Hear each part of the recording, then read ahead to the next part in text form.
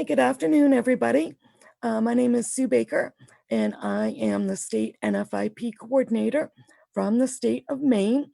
I'd like to thank you for joining us for this afternoon's session, J5, Visualizing Flood Risk.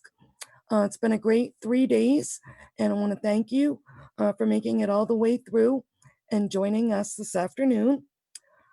So with that, I would like to present to you Glenn Locke, PMP from Booz Allen Hamilton, and he's going to be presenting harnessing the power of immersive 3D visualizations to drive flood communications.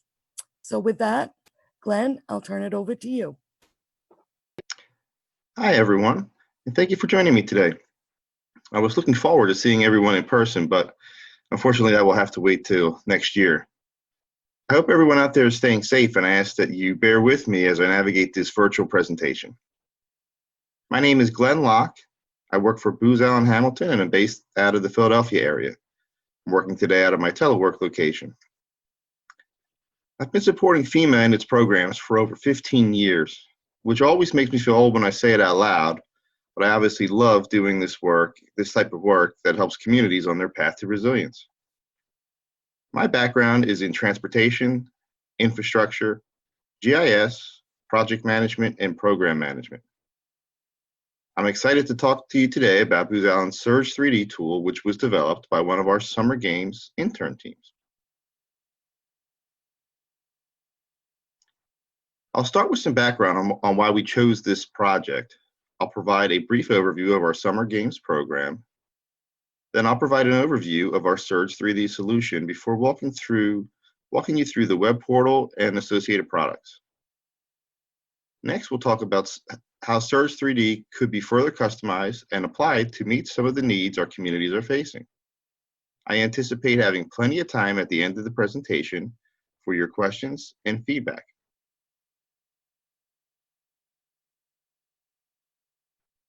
Inspiring people to take action to mitigate flood risk is a growing challenge that our nation's communities are being confronted with. It is very challenging to effectively communicate the risk associated with flooding in a way that will drive meaningful actions or behavior change. We know that the financial burden is real, both to communities and individual residents. The stakeholder landscape is complex, with homeowners, decision makers, and analysts all speaking their own languages. At the same time, we're seeing an increase in the availability of 3D data. Utilizing the increasing availability of 3D data and the latest Web 3D visualization capabilities, Surge 3D aims to improve the communication impacts regarding flood risk. Traditional 2D maps are good for understanding more conceptual issues, whereas presenting geospatial information in a three-dimensional format can deliver a more emotional, impactful message. A 3D context resonates with our everyday experience of the world and can increase understanding of potential risk scenarios more so than an overhead view. There is a great opportunity to use this type of data to enhance our communications about flood risk. Not only can we use this data to improve analysis about flood risk, we can also present this data in a way that resonates with our everyday experience and is easier to understand. We're taking something that is inherently complex and presenting it in a way that can be intuitively understood. While 3D data isn't new, the continuing efforts of NISJIC and the 3DEP program make this data easier to obtain and utilize, and we can make use of this available 3D data to drive more resilient behavior.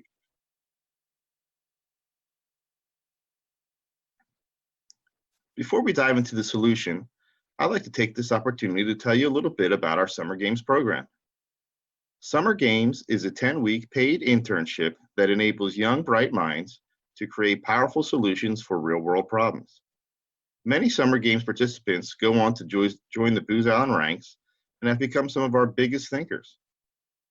Participants have great freedom to develop and prototype ideas that may ultimately lead to a broader investment by the firm. We strive to use our Summer Games program as an opportunity to collaboratively work on some of the most challenging problems that warrant attention.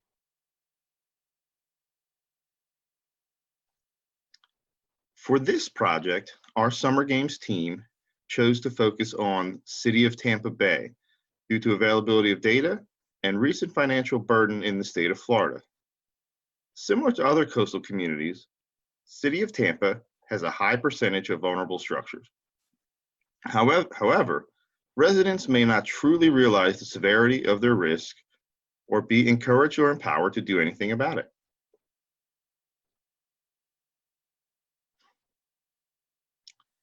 After culling through available data and brainstorming potential solutions, the Surge 3D concept was born.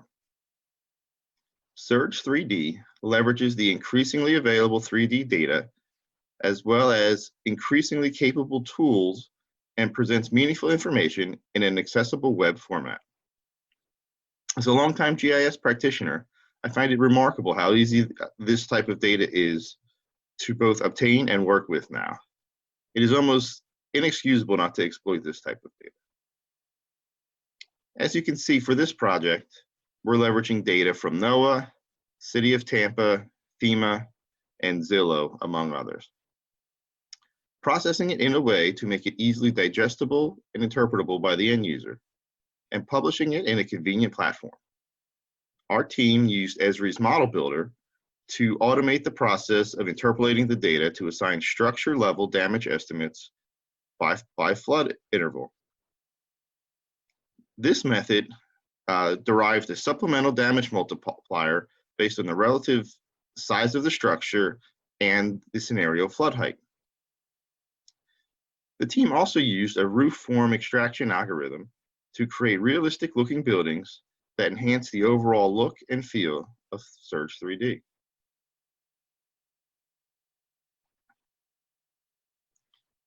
Some of the key features of Surge 3D include using Model Builder to automate processing tasks. Let me underscore that this makes it very easy to maintain the model as data sets get refreshed and enhanced. Surge 3D uses both top-down and 3D views, and the user can pan and zoom in an intuitive environment. Users can search for a specific address and toggle through flood events of differing severity. There are also components to generate and share reports. Let's dive in, take a closer look. I opted not to do a live demo for this interactive tool due to the virtual nature of this presentation. I'll walk you through a series of screenshots instead. Here, you see our area of interest, Tampa, Florida, in the familiar 2D view. You get a sense of where the buildings are relative to flooding sources, but at a glance, you don't get a feel for the potential risk here. It's tough to get a sense of how flat this area may be. Using LiDAR data and tilting the view helps visualize how flat this area is. It's the availability of this LiDAR data that really makes the magic happen here. So, while most Surge 3D users won't use this LiDAR view, I wanted to point out that these red points and trees that you see, that these red points here are trees as opposed to ground surface. Being able to separate the structures from the ground was an important factor to being able to produce 3D buildings. Adding these buildings dramatically enhances the realism of the visualization. You get a realistic sense of which building is which. Notice how it lines up neatly with the imagery underneath, creating a realistic, relatable representation of the building. Even the reef forms were generated from the 3D surfaces from the LiDAR, as I mentioned on the previous slide.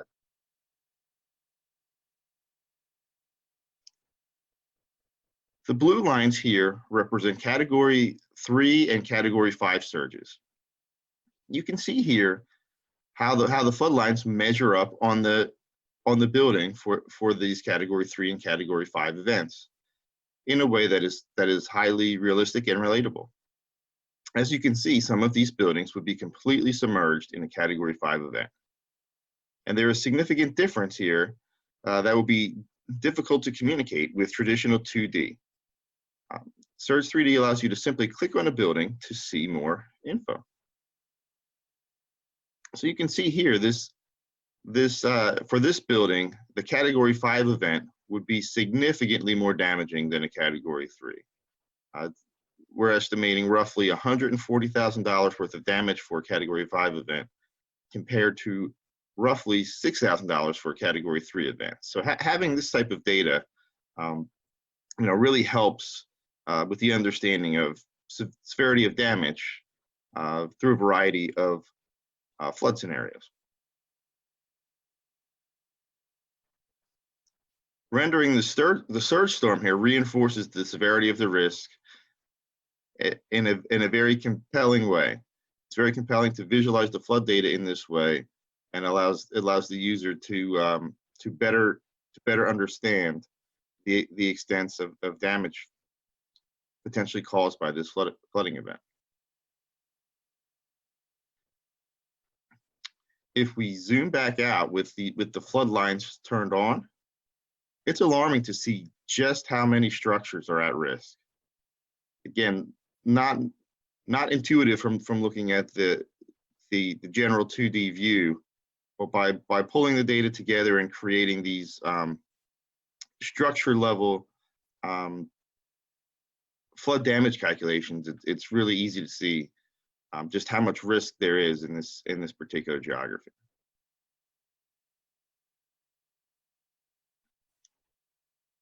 Now let's look at how Surge 3D could be used to share information about risk.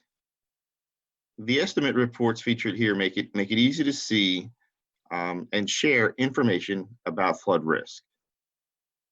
We'd like Surge 3D users to use Surge 3D and communicate with their friends and neighbors about flood risk, and we'd like them to make informed decisions about flood insurance. That's why we'd also include educational materials about flood insurance and allow for easy sharing via social media.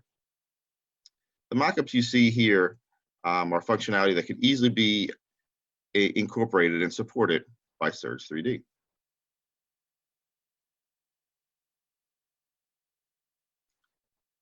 While the data we showed you today was specific to Tampa, Florida, adapting this approach to additional communities is easy. Leveraging the platform from this prototype, Surge 3D could be customized to meet the specific needs of individual communities or larger geographic areas. The model is highly customizable and can be adapted to available data. Riverine or urban flooding would obviously look a little different than today's example of a coastal community. And we can personalize the interface and flood intervals based on appropriate use cases. Just because we have a lot of data doesn't mean it's helpful to show it all, right? We want to hone in on only the most compelling, realistic use cases that would drive behavior change. And with this technology, we can also port Surge 3D into a mobile application as well.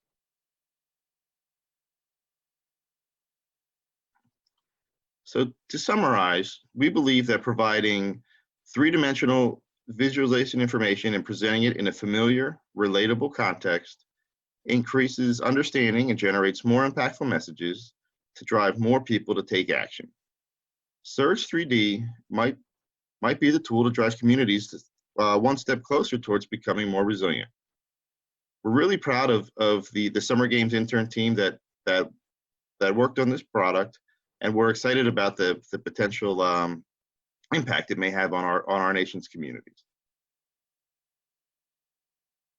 I'll pause here for your feedback and questions, and again, I thank you for your time. Hi, everyone. Thank you for the presentation. We've got plenty of time left for questions.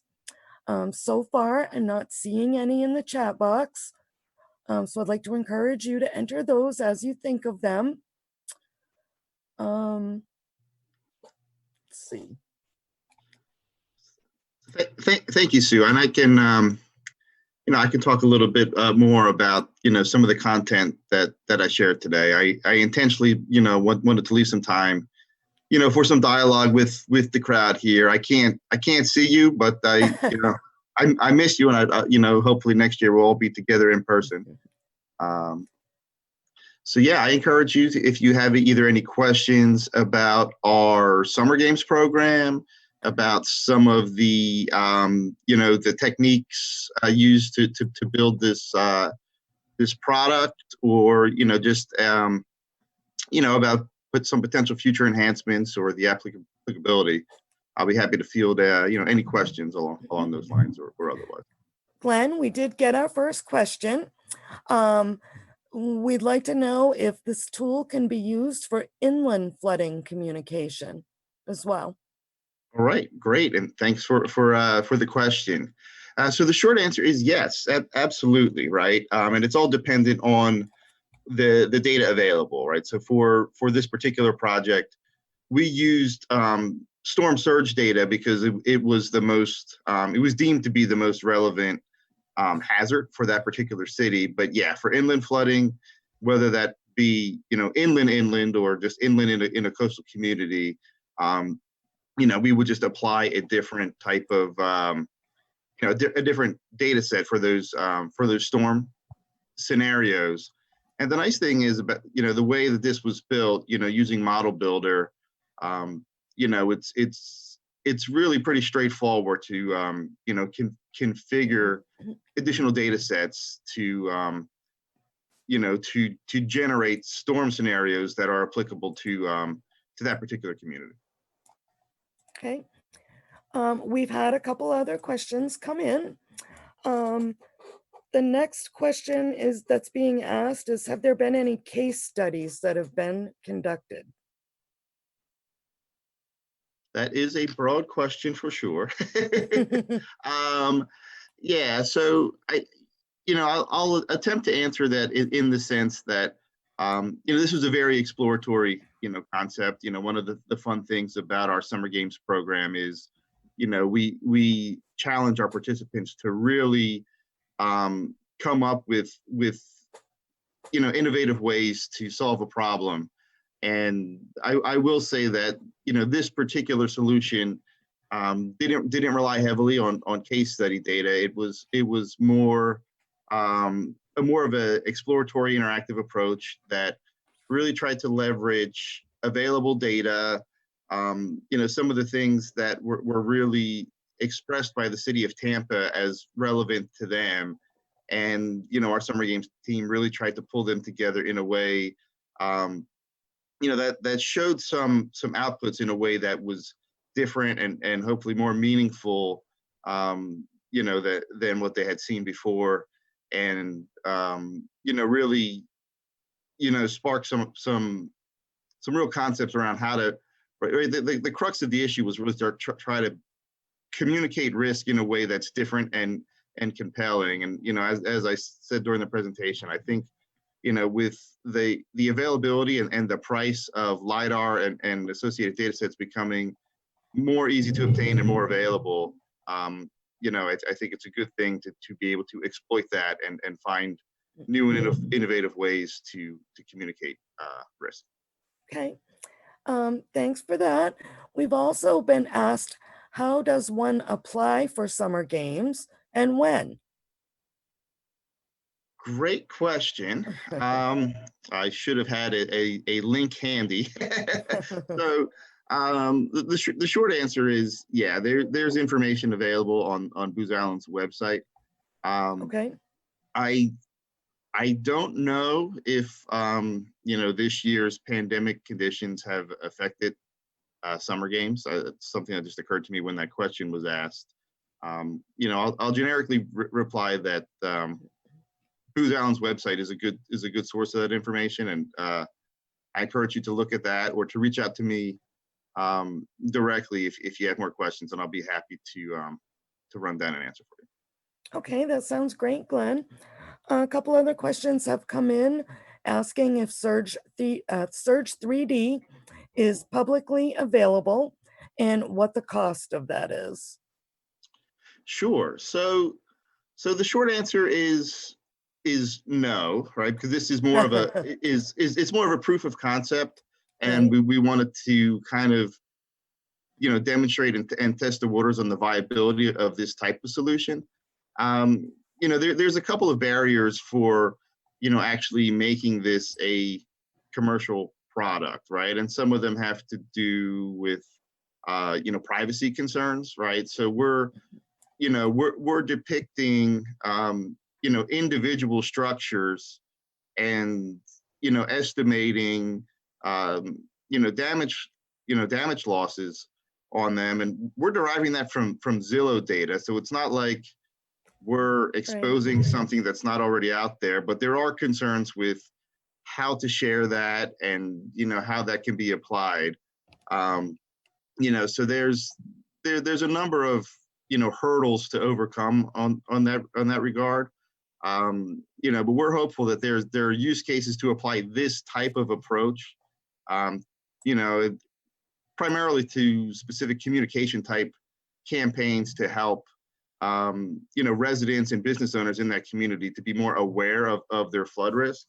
But in terms of being able to use this product, I mean, the product as it exists is only has data in it from applicable to city of Tampa. But to expand that, we would really want to look at what data is available, and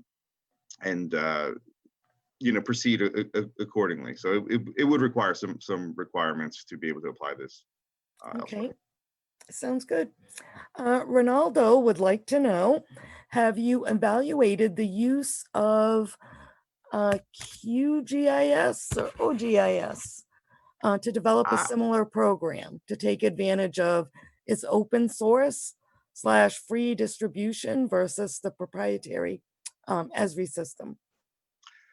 Great question. Yeah, and those open source products are getting better and better.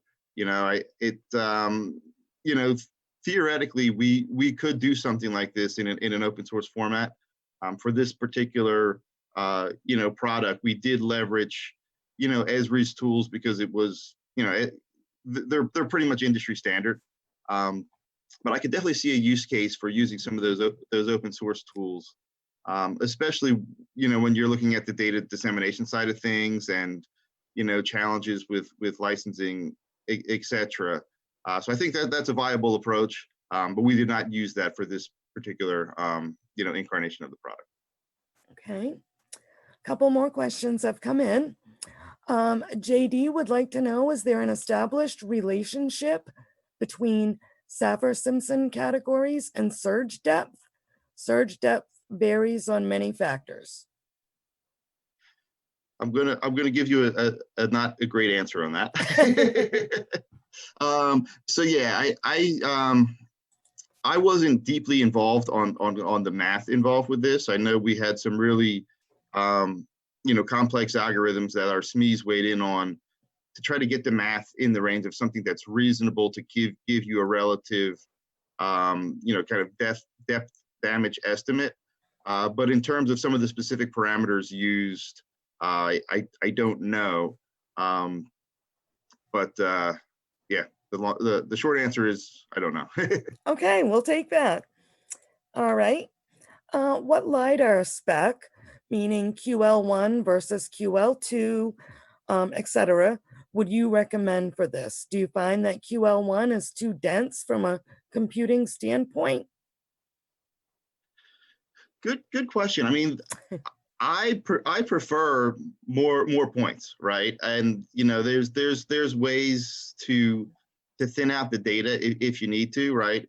On the computing and processing side, the challenging part is getting the plane in the air to fly the LiDAR. So from a data and processing and solutioning side, we want as many points as we can get, and we want them to be as high quality as we can get. And a lot of the products out there are of that quality. So yeah, in terms of the drawbacks and penalties for just working with those large data sets, there are ways to thin that out, especially like working in the web app where you're panning and zooming. We thin that out significantly so that make sure there was to reduce the performance impact on being able to visualize it. Great. Still got a few questions coming in. Catherine would like to know how long it took for the Tamper model to run once all input data was finalized for use. Do you have to run the entire model from the beginning each time, or can you run it in steps depending on which variables changed? Great question. So I didn't personally run the model, but I do know you can break it into steps, but in terms of the actual processing time, um, I don't know how long that took, but I do know some of the initial runs, there was, some trial and error to really um, get the results to be reasonable, right? They have to pass the straight face test. Those were some of the approaches to really dial in the parameters, is run it, you know, look at the output, socialize it with some SMEs, make some adjustments, and run it again. I don't think they were like terribly prohibitive, but I don't know exact run times on those. Okay. Steve would like to know whether you've approached the community with the results and what was their reaction. Yeah. So, our team, and I do have to give the disclaimer that I didn't directly work with this team. I'm presenting this on behalf of my colleagues. But our team was working directly with the city of Tampa, and got some positive results. Right, like I said, we used some data from city of Tampa to generate this, and it was already starting to evaluate some potential next steps or enhancements to this product. What I demoed today really, hones in on that structure level view. But there are cases where you may want to look at a specific neighborhood and want to know what are the aggregate estimated losses, et cetera. So, there's some future considerations in the works. But the specific status of the conversation with City of Tampa, I don't have Mhm. at the ready. Okay. Kathy would like to know how long it would take to implement this in a similar community. So, great question. Um, so the short answer is this particular product was stood up within the boundaries of a 10-week internship. So on the long side, on the long side, 10 weeks, but realistically should be much shorter, right? Some of the variables are dependent on the availability of data. So, this I would say was relatively quick for the team to turn around because the data was available and it was of a good spec that we could get some meaningful, analysis out of it. So there's always trade-offs with data and data availability. The better data you have, the better results you can get. So, I'm confident that something could be turned around quickly, but the more rigor you put into the data itself, and into understanding, what is going to resonate with the community, that would drive the specific visualizations and the specific communications outputs, et cetera, that you would want. So I would say it varies dependent on the outcome you're striving for. Okay. And one other question from Mark. He would like to know what the QA QC process is like on this project. Great question, Mark. And again, this is where I'll struggle a bit, having not worked directly on the team that worked on it. But like I said on one of the other questions, right, there was an approach of really our intern team working with our SMEs in Booz Allen that are very familiar with modeling, had a good sense of what is reasonable and how does it pass the straight face test. So there was a process to evaluate the math used for the calculations and things of that nature. But the specific rigor that it was put through, I don't have that at the ready. Okay, that's good. We are fast approaching the time to start our second presentation. So with that, I would like to introduce to you Danielle Dami, GIS analyst at Stantec, and she'll be talking about improving flood risk awareness and resiliency by using 3D rendering video game technology. And that sounds kind of fun. In the early 2000s, people from around the world immersed themselves into a virtual reality similar to their own in a computer game called The Sims. Users could do everyday activities as a virtual character, all behind a computer screen. Today, people are still immersing themselves in computer games where they have the ability to build, create, and explore with games like Fortnite and Minecraft. Computer games have been around for decades and have given users the ability to visualize and experience things that they might not be able to in real life. By utilizing Unreal Engine, a real-time 3D creation tool, we have developed an innovative flood hazard visualization model. The module provides a sense of realism by extracting building characteristics from Google imagery, overlaying water surface grids, and allowing users to virtually walk through their neighborhoods, viewing the water elevations of flooding events against their structures, vehicles, and landmarks, all within a simulated environment.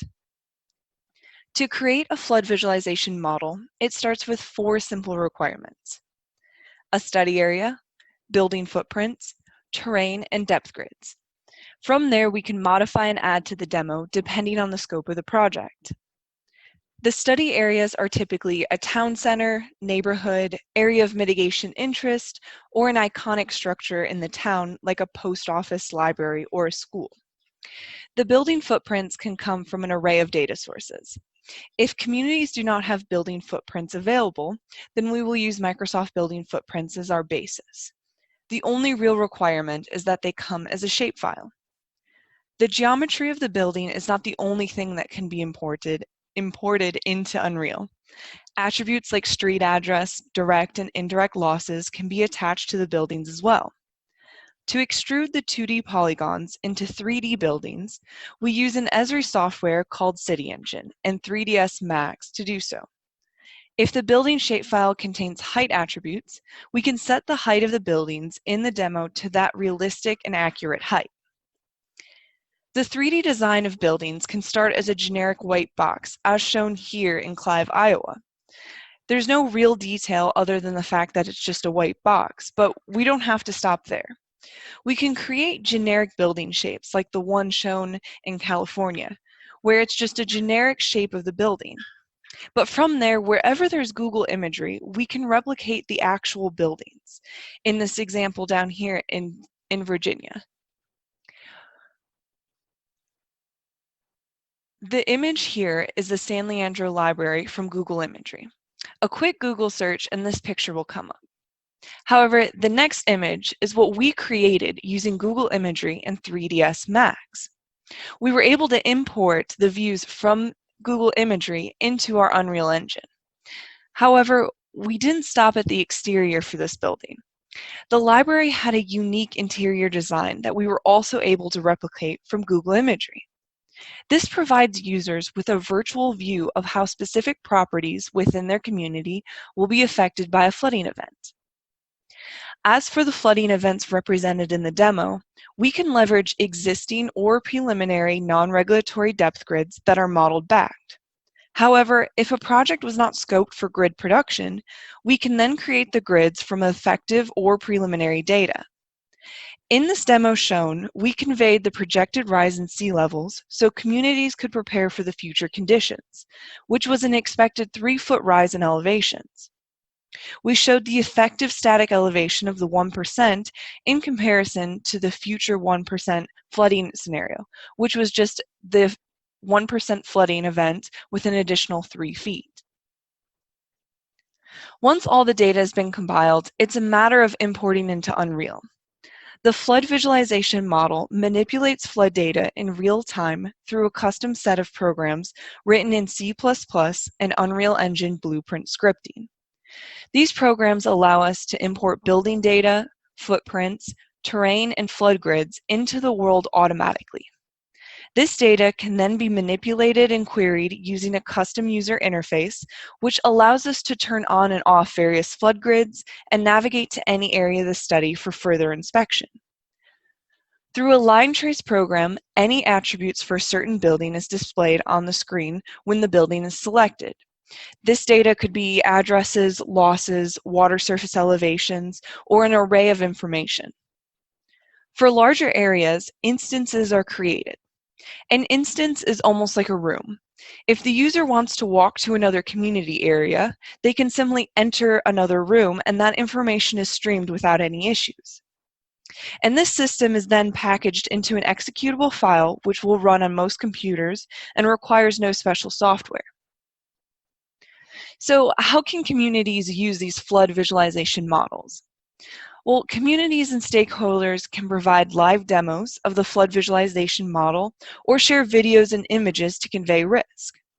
This image was taken during a community meeting in San Leandro, California, back in November. While presenting to the community about flood risk, the model showed the water levels of the 1% inside their very own library without there ever being a flood. As for a live demo, users can simply double-click on the application file and the study area is loaded. The user interface can be modified or changed, logos can be added, different color schemes and fonts can be used. There's a lot of flexibility in how the demo itself can look. Grids are loaded into the Unreal Engine and can be grouped in any way. We can have multiple flooding events in a single model, and the user can interact between these events simply by clicking on the event they want to see. Within the demo, there are many features that the users can use to explore the study area. There is this lookup feature that allows the users to look up a specific address and navigate to it instantly through the same custom interface. There are properties of interest that can be set, which allows you to instantly go to that area. And to navigate, there's a walking and flying option. So you can go from the bird's eye view overlooking the entire study area down to the street view. And once you're in walking or flying mode, the user can use the WASD keys to move forward, back, left, and right. The mouse controls the user's view. This is very similar to how many computer games function today. And for a final touch, we add vehicles and trees to size so that the users can have other points of reference when viewing the flood levels. Currently, our flood hazard visualization model is a standalone desktop version. However, we're working towards changing that. The future of these modules is an enterprise system where users on their desktop or mobile device can all view the demo together. We're also exploring streaming services, so community members do not have to be in the building to see a live demo. They can simply open their computer, laptop, or cell phone and watch a live stream of the visualization model. The flood visualization model was created to support communities in reducing and mitigating flood risk by providing a new avenue for stakeholders to become engaged and develop a better understanding of the potential devastations associated with floods within their community. However, it doesn't have to stop with FEMA risk map programs.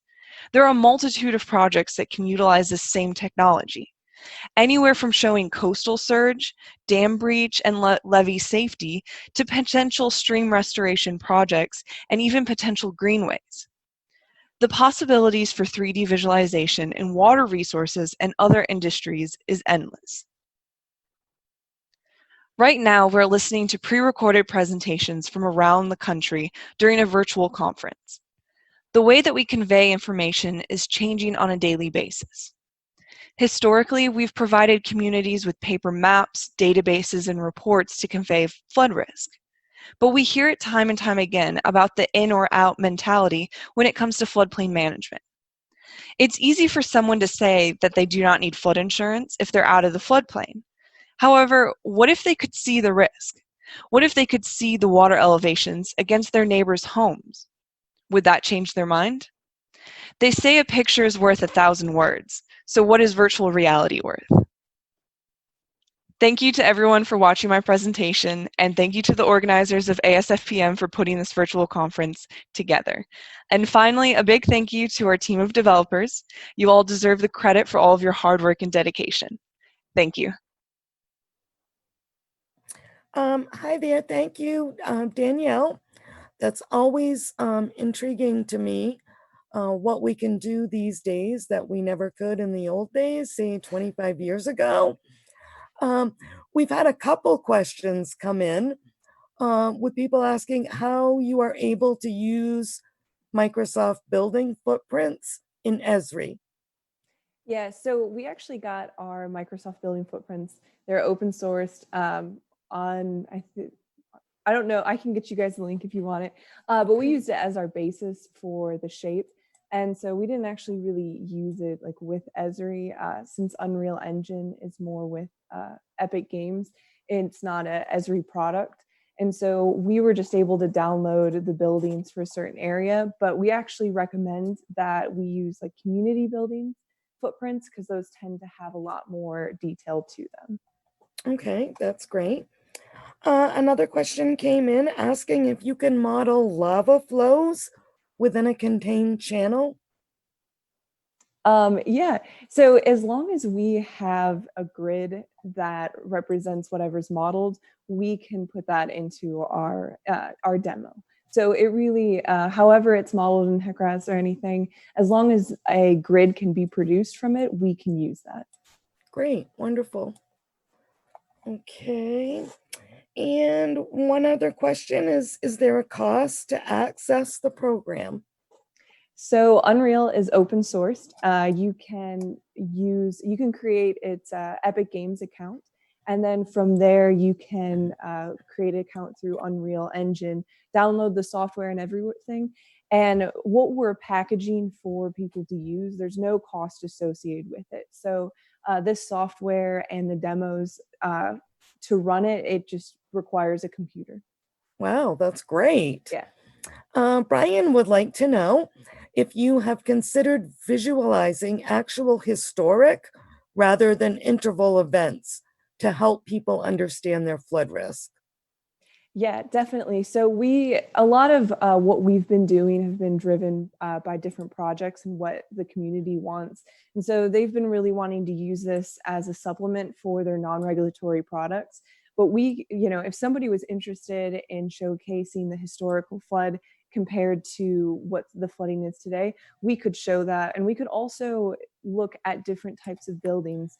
And the side of hazard mitigation, we can to create the detail of a building and then show the flooding to it and then show that same building if it was elevated. We have a lot of flexibility with what we're showcasing in these demos. It's really just kind of what's up to your imagination in a sense. Okay. And let's see. Oh, I lost my place. Bear with me just a second.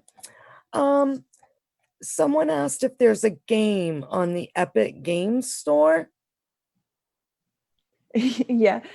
So there's a lot of games you can download. I think occasionally they have free games for people to download.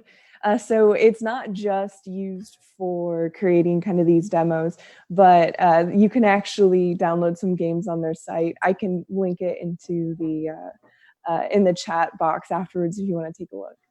That would be great. And Derek would like to know where you are getting your depth rasters. Have you tried applied time-based depth rasters to show rise and fall of the inundation?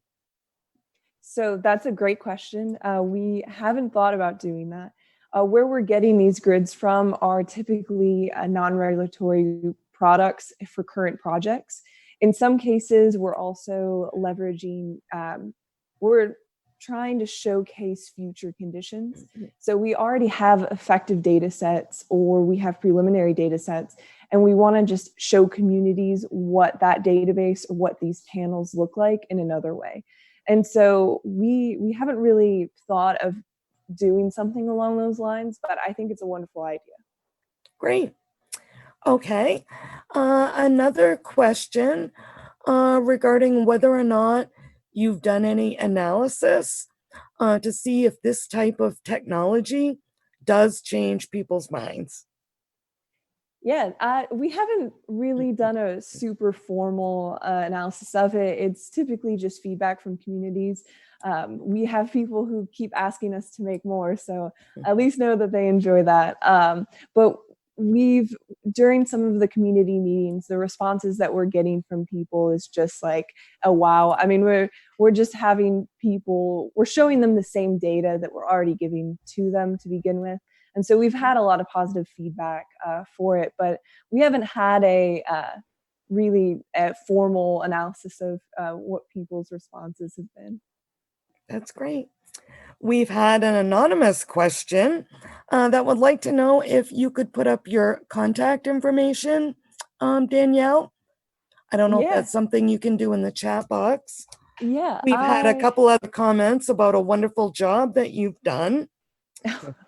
Thank you, everyone. Yeah, I'll put my contact information out there. I know it's a pretty short kind of presentation, and but you know, this is really interesting things that we're doing here. And if you guys have more questions, or if you want just a more personalized, you know, meeting or discussion about this, let me know. I'll put my information in there. And really, you know, I really just want to iterate is it's really up to your imagination of what you want to showcase with these visualization models. And that's what's really fun about it. And so, you know, the user interface can change. We can really make it personal to you, to the community. And that's what really makes this great. That is incredibly amazing to me for someone who's been around for 25 years and dealt with all paper maps in the very beginning. That I think this is just incredible, the amazing things that, you know, that we can do these days. Mm-hmm. Well, we're not going to be getting rid of the maps. And, you know, hey, I'm a geography major and GIS analyst. I love maps, but it's all just as a supplement. Right. That sounds great. We've had another inquiry from someone who would like a little bit more information about the Epic Game Store. Is there a link or something that you could provide to people? Yeah, of course. I'll go ahead. I'll add that along with my contact information. But if you even just go to Google right now and type in Unreal Engine, it's the first thing that's going to come up. You can download it. It'll just have you set up a game, or excuse me, it'll have you set up an account through Epic Games. This is, you know, and so this is where if you wanted to download a free game, this is the same area. So, and don't be intimidated by it. There's a lot of great resources out there for people to, you know, use and to learn about it. So I'll make sure to add it in there. That would be fantastic. I don't think I'm seeing any new questions come in at this point. If we don't get any here in the next few seconds, I would recommend that we move along to our last speaker. Let me just take another quick peek through here. Kudos, great job. That's about all I'm seeing. So with that, hey, that's good. It is. It's awesome. Thank you, Danielle. We appreciate that. So with the finalization of this presentation, we will move into the third and final presentation, the one that stands between all of us and the end of the day and the end of the conference. So normally I think we'd all be ready to cut loose, but instead we'll just be here being a little bit lonely. And I would like to say I'm looking forward to seeing all of you next year. So with that, we will move forward to Janghwoan Choi. He is a professional engineer with a PhD in civil engineering and also a certified floodplain manager. And he's going to talk to you today about the Baton Rouge Deluge, reconstruction and 3D visualization of the historical flooding events that have happened. So with that, I will turn it over to our last presenter. Hello everyone. Thanks for joining us for this presentation. About 4 years ago, around mid-August, we had historical flooding events in Baton Rouge in Louisiana.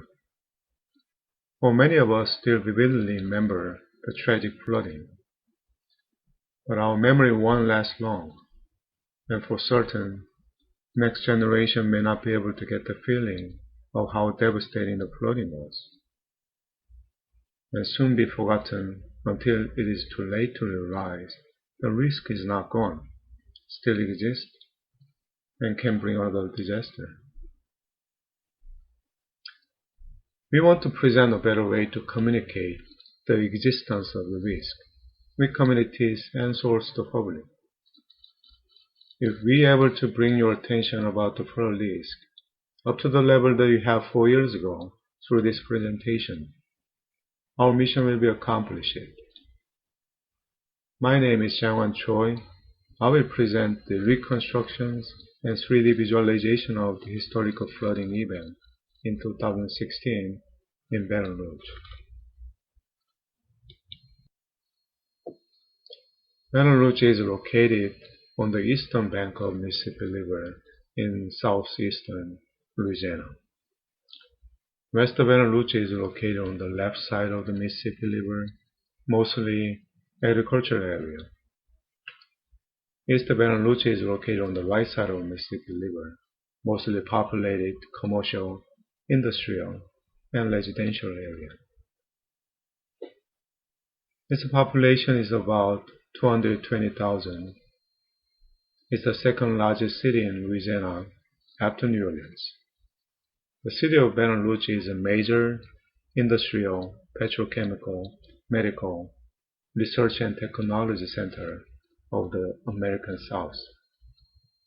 It's the location of the Louisiana State University. The city built a levee system stretching from bluffs southward to protect the riverfront and low-lying agricultural area. Baton Rouge has a humid subtropical climate with mild winters, hot and humid summer, moderate to heavy rainfall. Because of its proximity to the Gulf of Mexico, it is heavily affected by hurricane, causing a lot of damages. Topographically, it lies on low elevations of 56 to a little over 62 feet above the sea level. Let's take a look at what has happened during the time of flooding event. The major cause of inland flooding is rainfall, and mostly flooding happens along the rivers. Modern advanced technologies enabled us to track the storms and measure the amount of rainfall of an area spatially and temporally in a higher resolution than the conventional rainfall measurement, such as rainfall gauges. The images in the slide shows the next route data that represent the radar reflectivities that can be converted into rainfall totals. Next generation radar is a network of 159 high-resolution S-band Doppler weather radars operated by the NWS and NOAA. Next route provides not only the amount of accumulated rainfall on any location, but also spatial distributions and severity of storm on a specific area. The next graph shows a slow-moving storm system dumped more than 20 inches of rain for 3 days. It was not a tropical storm or a hurricane like Katrina. It was not a wave of flooding originated from the upper part of the Mississippi River Basin, but it was a deep tropical moisture that was provided by the ocean water. This video clip is NASA's IMERS data from August 18 to August 15, 2016. IMERS stands for Integrated Multi-Satellite Retrieval for Global Precipitation Measurement, also called ASFPM. The IMERS data showed heavy rainfall totals from the Florida Panhandle into the central northern Gulf Coast, slowly moving towards the southeastern Louisiana, dumping over estimated 20 inches of rainfall into that area.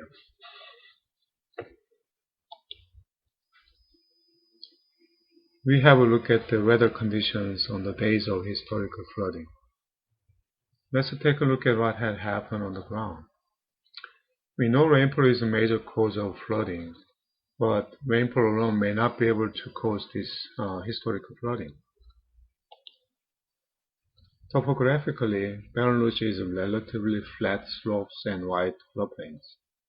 The image on the slide is not DEM, but it is a shaded lip map created from the DEM, and it gives a look of virtual three-dimensional landscape.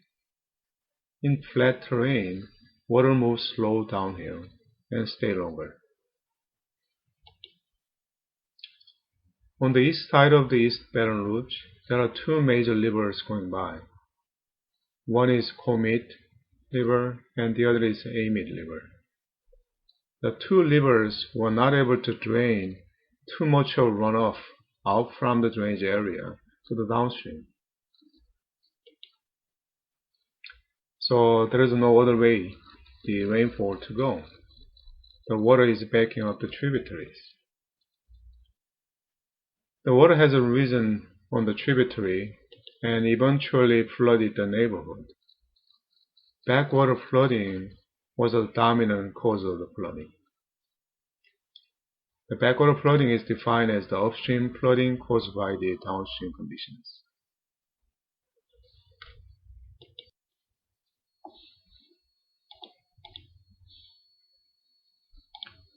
Here is a sobering stat caused by the flooding. Heavy rainfall for 3 days in conjunction with the topographical conditions and characteristic of drainages, resulting in historical flooding. The flooding claimed 13 lives. 20,000 were rescued. Over estimated 100,000 homes were affected by the flood, estimated to cost U.S. economy more than 15 billion. Nearly 27,000 claims filed. FEMA approved 37 million for flooding.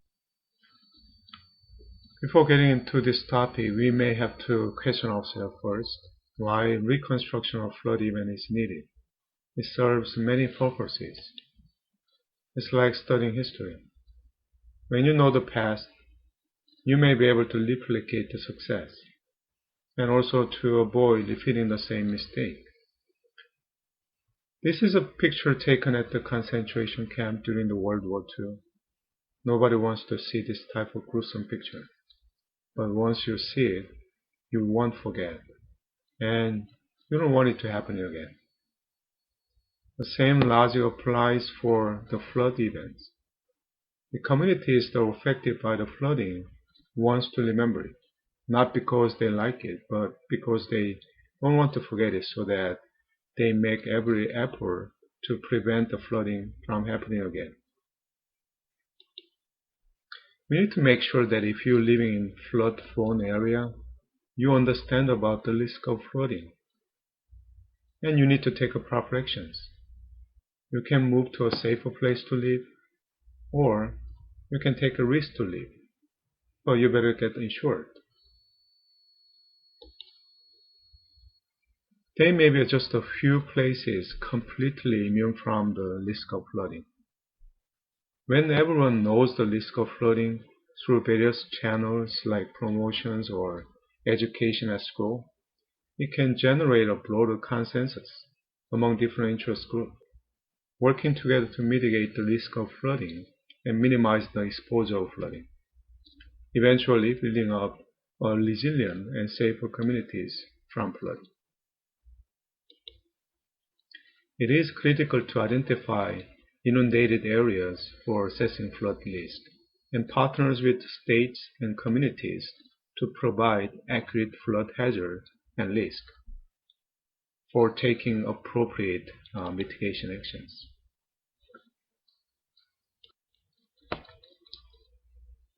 There are many ways to reconstruct flood event. At the time of flooding, national local news outlet covers the flood event in real time from the ground and from the air.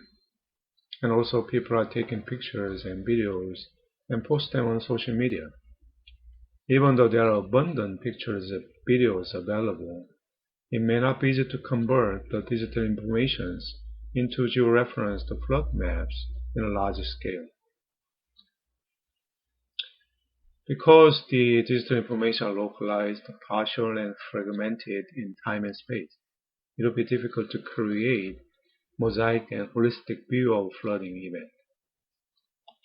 An interview with the professor in Louisiana State University captured from article clearly manifested the fact. Let's take a look at what he said. The second paragraph. This is one of the events where, no matter how much coverage you give it, much like Hurricane Katrina, it's not fully capturing just how devastated the region actually is. This is a pretty big deal. Many homes flooded. It is hard to capture that in any one scope of camera. It is worse than it appears on television. It explains the limitation of media coverage to capture large-scale flooding. High water marks. High water marks are one of the critical information that can be used as accurate flood assessment, research, and water resource management, public education of flood risk, flood inundation mapping, flood frequency computation, virtual reality applications, and many more. However, the spatial coverage by a point for measuring water surface elevation is limited to create accurate spatially interpolated water surface elevations. Water surface elevations gradually change along the rivers and or terrain of mild slope where downstream backwater is prevalent.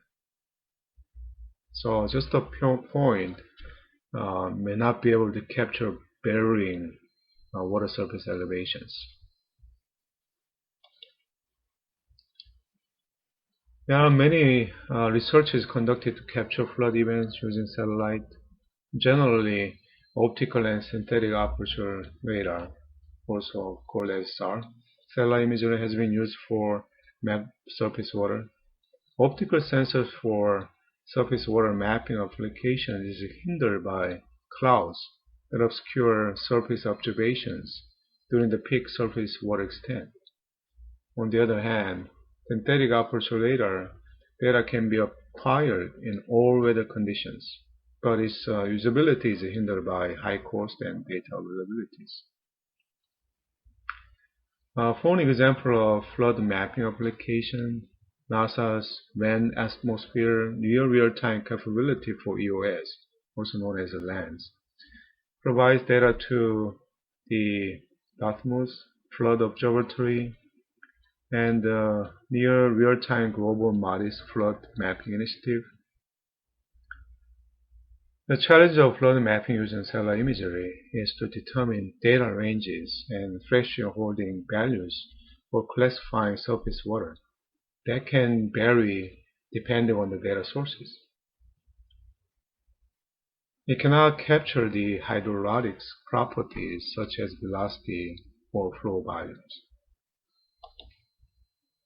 Lastly, hydrology and hydraulics modeling can provide the most accurate flood inundation maps and also provide hydraulics properties such as depth and velocity of flow.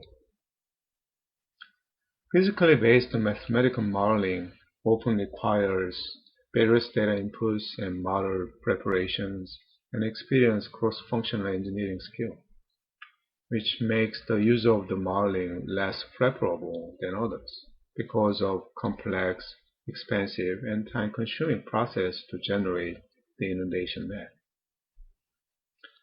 One of the other challenges for flood modeling is model calibrations. We will cover that calibrations more in the next slide. The scope of this study is a tributary of Amid River. The total length of the stream is about 27.7 miles, and the size of basin area is about 30.4 square miles.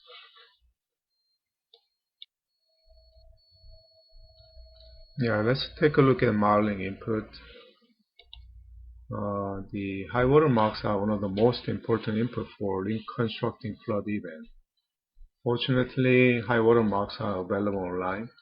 USGS Flood Event Viewer provides high water marks for Baton Rouge flooding and any other places you can actually get it. The high water marks can be downloaded in CSV format and JSON format. It contains the geographical location information so that it can be converted into point shapefiles. High water marks are used as a mean of hydraulics model calibrations, such that hydraulics model parameters are calibrated to match the water surface elevation at the high water marks. For one-dimensional hydraulics analysis, one of the most important input is stream network, where the cross-sections are placed perpendicular to the directional flows along the stream. National Hydraulics Dataset, also known as NHD+, is used as a base and further enhanced to match the stream in high-resolution satellite imagery.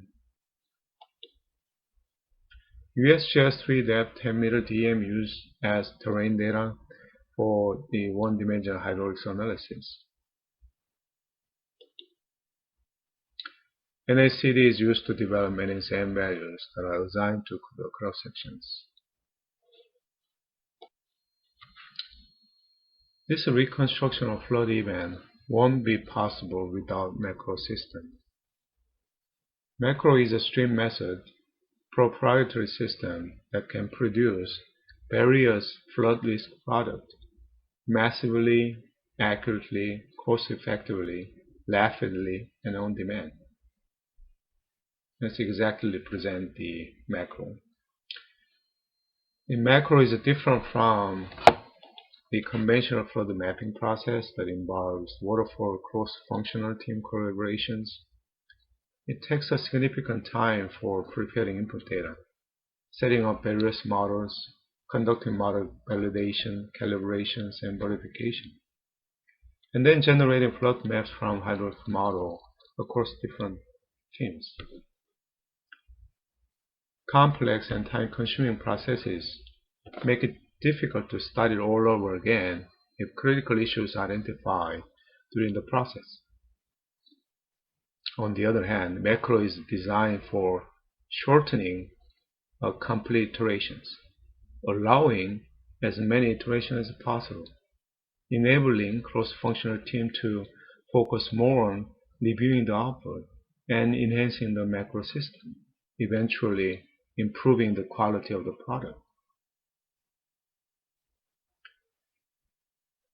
The entire process actually can be simplified as IAO.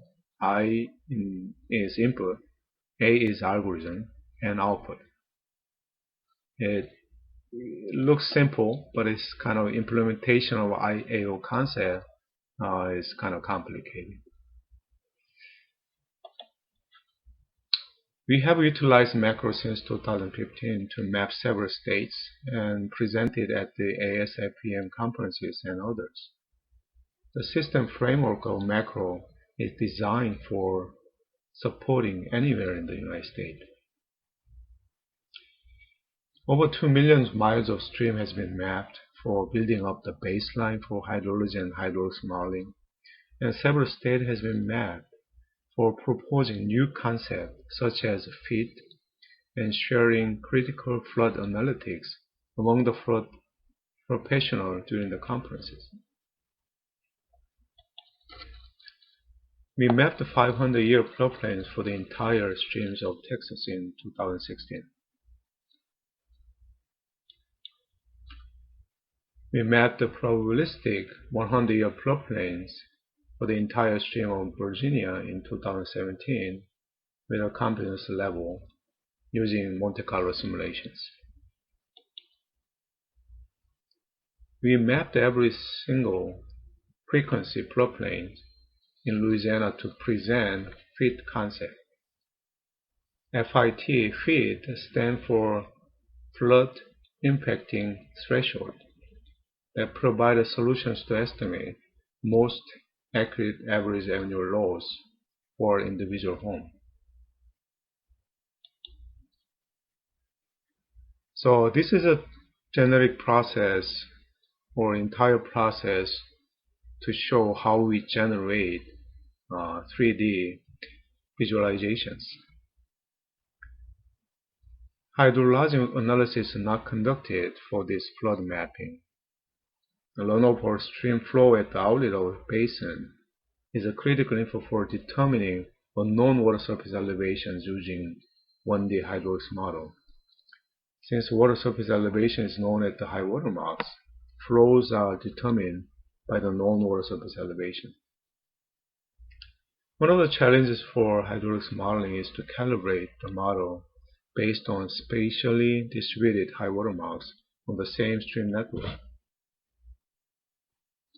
Because calibration should satisfy all of the high water marks by changing model parameters at once. It's a non-linear problem. Gradient-based optimization technique is used to solve the non-linear problem.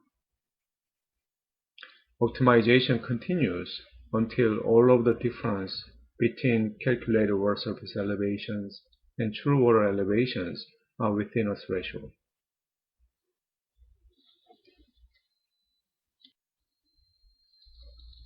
Once steady-state flow is run, water surface elevation determined at cross-section. Water surface tin is generated by the water surface elevations on cross-sections. Water surface tin is rasterized. The rasterized water surface elevation can be further processed with the DEM to generate the depth grid, and then depth grid is vectorized to create perpendicular boundary using GIS technique.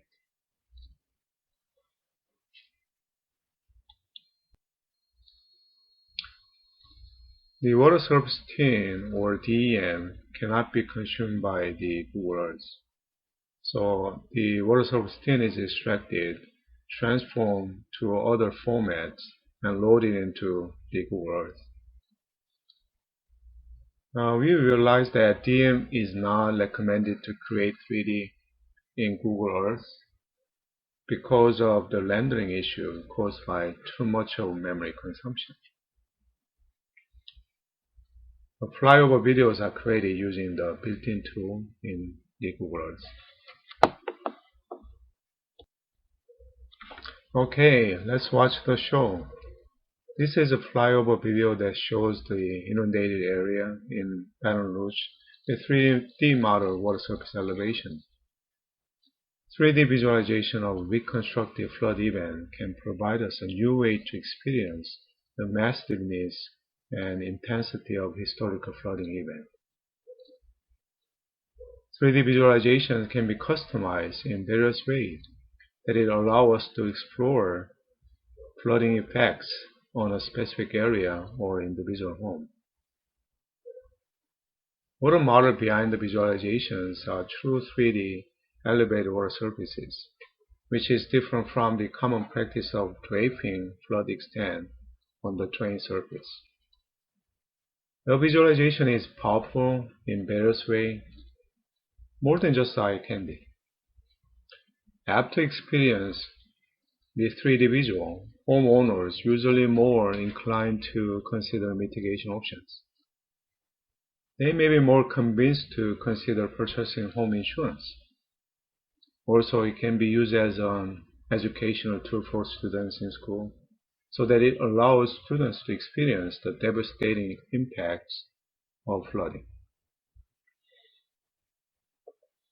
When shown on a big screen in a gathering, the visual gets everybody's attention instantly. Okay, this is the end of this presentation. Now we are ready to have Q&A session. I hope you enjoy these presentations, and thank you so much for joining us for the presentation.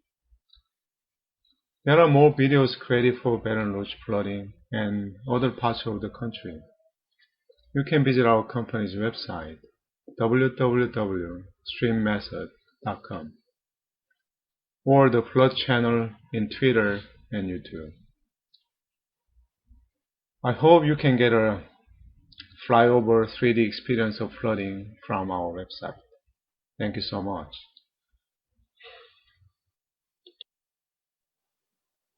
Okay, here we are back again. Thank you for the presentation. These have all been really wonderful presentations over the last 3 days. I really appreciate your sticking with it until the very end with us. I'm currently waiting and looking for some questions to pop up. So if you have any, now would be the perfect time to ask them. We've got approximately 15 minutes left.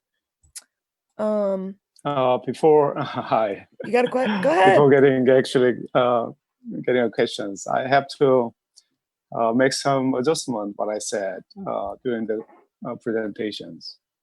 I actually hope that the latest update actually replaced the older one, but it has not been updated. So one of the actual comment I made is we actually map entire Virginia for 100 years. That's true. But the Monte Carlo simulations actually conducted for the selected rivers. But we actually run more than 10,000 Monte Carlo simulation that actually give us the probabilistic 100-year floodplains and give us the ranges. What would be the best place actually we can look into? Through that process, actually giving us a lot of insight. One insight is, it's more like you can find the sensitive area. If you change a lot of parameters, then you'll see a large of maybe wider variation of the floodplain in some places. But in some places, even though changing a lot of combination of the parameter, it's very narrow, which means that narrow part won't be changed at all. Okay. So the focus can be more towards that ones that has a large or the wider the area of floodplain variations that can be reduced. More focus area can be reduced going through sensitivity analysis or calibration process. Okay, And the other one actually I okay, made, go ahead. sorry. That's okay, go ahead. We mapped the entire Louisiana using basically all the frequency we have. That all the frequency we had was 2 years, 5 years, 10 years, and 25, 50 years, 100, 500 years. We cannot actually go beyond that one, even though we can do it. But with that one, we're trying to figure out what would be the best, fit concept, basically. What is the frequency actually touching your home? What is the damage actually started? So we tried, that effort was trying to figure out, oh, this home is actually fit is 75 years.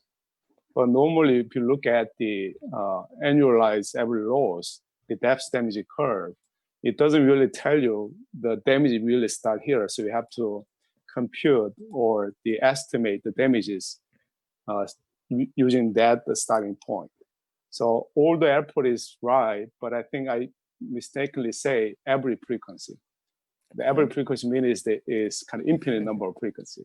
So I want to make that adjustment. Great. For taking comment. Okay, yeah. Thank you. Thank you for your clarifications. We have had a couple of questions come in. The first one is, did the flyover video help the local community to develop mitigation actions? That's a really good question. Do we not know the answer yet? Unfortunately, we haven't really had time to show this to any community yet. Okay. But this is kind of internal project. We initiated this project 2 years ago. But before getting into this reconstruction project, we had the other project using the same technique. We used the USGS, the flood forecasting.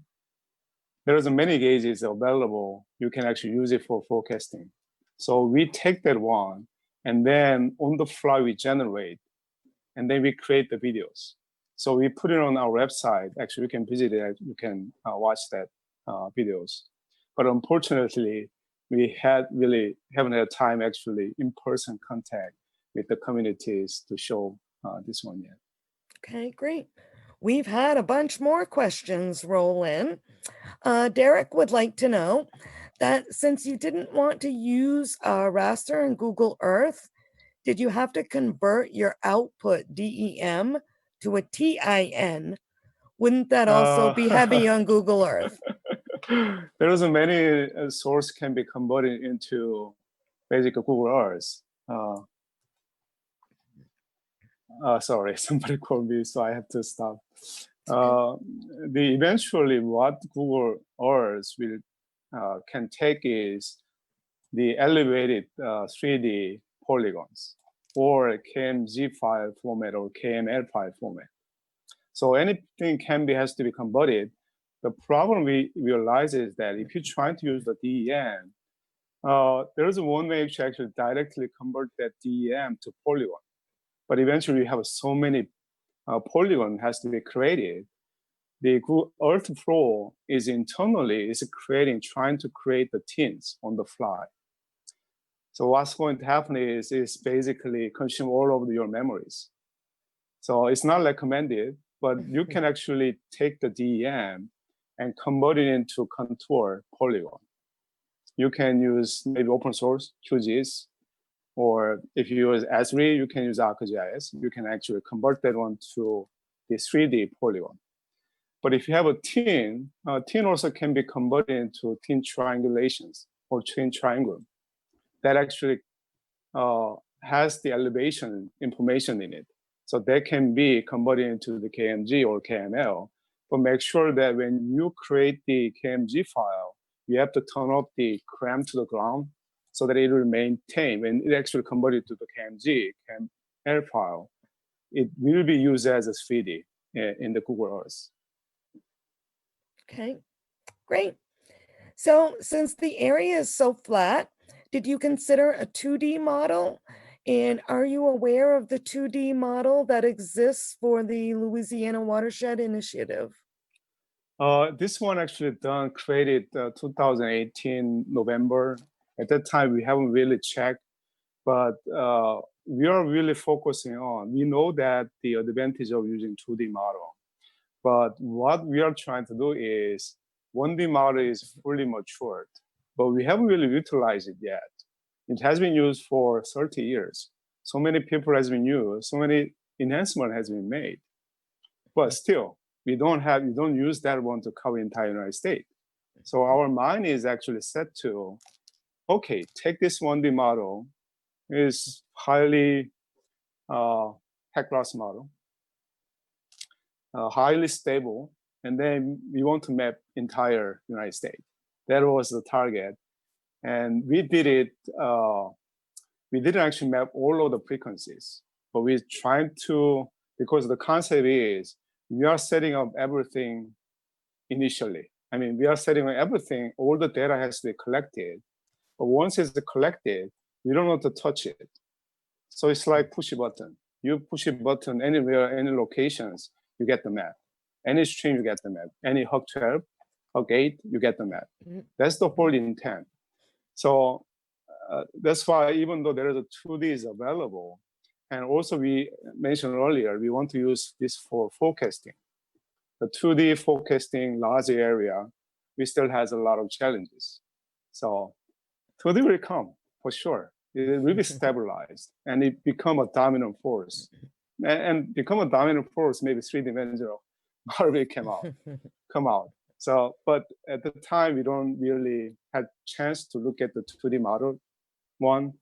And this area, even though it's very flat, as you can see, the NH2 plus flow lines, you can see the tributary coming in. It's mildly slow. 1D still can handle that mild slow stream. So that's how we actually end up using 1D model. Okay, great. So Alan would like to comment that it's great to see the use of high water marks. Who established the high water marks, and how was the probability of flooding at each one of them established? The high water mark is collected. We actually collected from the USGS website. Okay, that makes sense. But I think it's a collaboration between multiple agencies, I think. Even we know that I think FEMA is actually trying to push that high water mark collections. Okay. The second one is the frequency. We haven't really tried to figure out what frequency of that high water mark event. We can actually do it. But since we already have point informations, and if you figure out, or through the calibrations, and then you try to match it your model result to the high water mark, then you don't really need to know about what frequency is, even though we can actually figure it out in reverse engineering way. It would be interesting because as you see, we have 100 years for every stream is happening. But if you take a look at all the stream, the actual event for that, the flooding may have actually different frequencies. Some stream may experience it 300 years. Some stream maybe 500 years. Some stream maybe 5 years, right? But we end up having one big 100 year, right? Which is not, I don't say it's not make sense, but I think it's kind of interesting to see how this stream is actually having a different combination of frequency in one big flooding event. Okay. All right. Garrett would like to know, can you expand a little bit about how your tool estimates the base flood elevation, highest adjacent grade, lowest adjacent grade at each structure? Oh, this is where Good the modeling question. side is. That's a good question. The modeling side is we done modeling side, which means we create the water surface elevation, 3D water surface elevations. That is kind of the common output from the hydrologic model. And then we actually convert that into the data type can be consumed by the Google Earth. The Google Earth has the 3D buildings. So in order to use this one, we have to have the Google Earth Pro. If I remember correctly, it was, I think, $400 per year, the subscription fee, but I think it's 2000. I cannot remember, mine is not clear, but I think since 2008, I think it's free. So everybody can use it for free.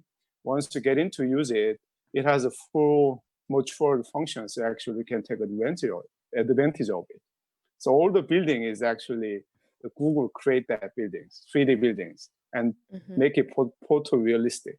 It really looks like real. Okay, great. I've got one more here. We had a question whether you attempted to compare any satellite imagery or similar high altitude aerial photos of the floods, and if so, how do they compare with your 3D visualization, and how did 3D compare to the 100 or 500 year flood? That's really interesting question. I really like that because I want to actually compare with our model result with the other method. Actually, the maps I created from the other method. But the only one we were able to do is the high watermark is most accurate one. So if you're able to actually calibrate to create the water surface elevation matching elevation exact at the high watermark, then we don't need to really compare to the other models. But one, in the slide actually previously I presented, there is a satellite imagery can be used to get the extent, flood inundation extent. But that model has limitations because it's using the satellite. Once the satellite type, we know that it cannot really penetrate the cloud and the rainfall. So the other type of operator satellite that can penetrate it, but what if that flood is already gone? It's flying over it, right? So there is a kind of chance, a little chance that it may capture the full extent of the flooding event. So they have to fly many times to capture it, but we know that it's kind of limited. But it will be really good. The last question, actually, we haven't really had a time to compare our result with the 100 year and 500 years. I think that comparison would be very interesting because that will tell us that the map, maybe in some places actually beyond the 100 years, some places inside 100 years, some place maybe far above the 500 year floodplains. But that's definitely we will try. Okay, awesome. So it's 5:59. I see one last question, and I'm not sure if they're trying to pull our leg, but I got an answer. We had a 1,000-year event that washed away the USGS gauges. How would you include that flood of record? Now, my answer would be at this point, you should probably just call Noah because he's the only one, Noah, as opposed to NOAA, Noah. Is that anything you want to take a stab at, or are we just going to call it good from here that we made it through? All right. He's Yeah. laughing. He thinks it's as funny as I do. So No. All this effort, basically, we are limited by the limited observations. Even satellite is limited, right? Even the gauges are limited. The gauge has a lot of advantages over the other one, and we also have the ground lidar capturing the rainfall. So eventually, what I can see is that the ground gauges that has a maybe because of limitations, the maintenance fee, everything, right, and 1,000-year right rainfall and flood may wash them away. So I think we have to more rely on the other way to do it. The maybe social media we can really have from the other people taking pictures that is missing, right? Or the high water mark approach. So all those things come into play, then it will actually create help us to create the more the realistic the flood event. We can actually reconstruct that. Okay. With that, I think we're going to call it a day and wrap up our session and the conference. I'm really looking forward to seeing everybody next year in Raleigh. This has been a little bit of a lonely experience without seeing all of our old friends and making new ones. Thank you all very much today, and we'll look forward to next year. Thank you, everyone. Thank you.